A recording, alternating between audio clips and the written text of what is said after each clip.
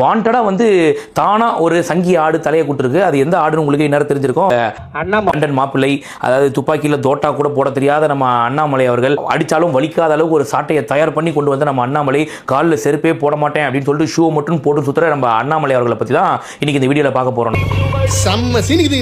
நீங்க அதிகாரத்தில் இருக்கிறீங்க, சட்டப்படி அணுகாம நாங்க போராடுறோம்னு போனா இதெல்லாம் ஒரு கோமாளித்தனமா இல்லையா? யோசிச்சு பாருங்க. நீங்க ரெண்டாவது இவ்வளவு வெட்டி பந்தா இவ்வளவு வெட்டி சீன் போடுறாப்புல நம்ம சங்கி ஆடு அண்ணாமலை, இதெல்லாம் எதுக்காக?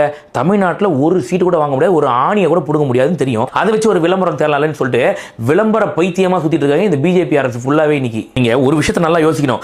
அண்ணாமலை இவ்வளவு நல்லவரா? எங்களுக்கே ஒண்ணுமே புரியல.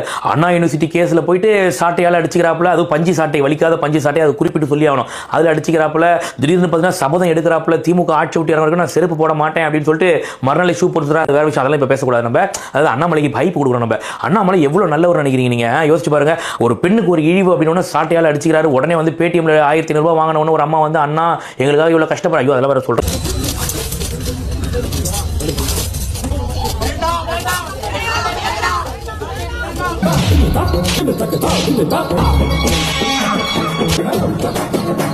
இப்படி தெருப்பறிக்கிறது வேறதா இருப்பான்னு நான் கொஞ்சம் கூட நினைச்சு பார்க்கலையே.